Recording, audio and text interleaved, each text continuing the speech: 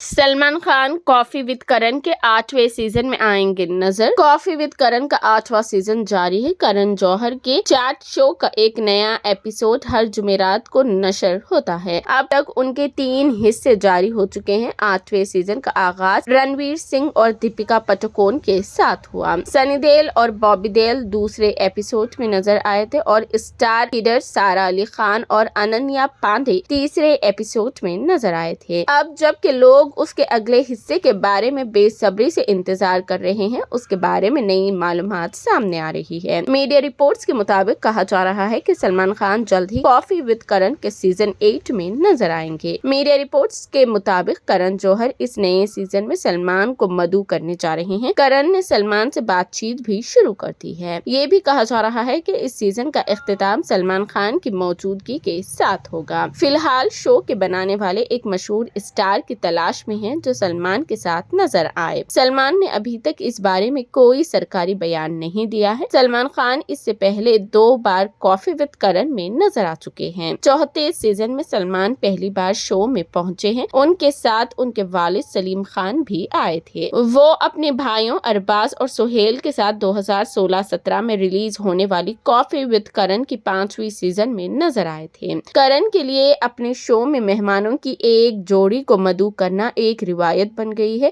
ऐसे में मेकर्स फिलहाल 8वें सीजन के लिए सलमान के साथी की तलाश में हैं। बात है कि सलमान इस सीजन में कैटरीना कैफ या इमरान हाशमी के साथ नजर आएंगे। फिलहाल इन तीनों की फिल्म टाइगर 3 बहस में है। ऐसे में सलमान खान को करण जौहर के शो में इन दोनों में से किसी एक के साथ देखा जा सकता है। फिलहाल ये वाज़ेह है कि करण के शो की अगली किस्त में करीना कपूर, आलिया भट्ट, अजय देवगन, रोहित शेट्टी, काजोल और रानी मुखर्जी नजर आएंगी। उसके अलावा कहा जा रहा है कि करण जौहर तकरीबन 25 साल बाद कुछ होता है के बाद सलमान के साथ फिल्म कर रहे हैं। ये एक एक्शन थ्रिलर फिल्म होगी जिसमें सलमान एक पैरामिलिट्री ऑफिसर के किरदार में नजर आएंगे। फिल्म की हिदायतकारी शेरशाह फेम विष्णुवर्धन करेंगे, जबकि करण जौहर उसे प्रोड्यूस करेंगे।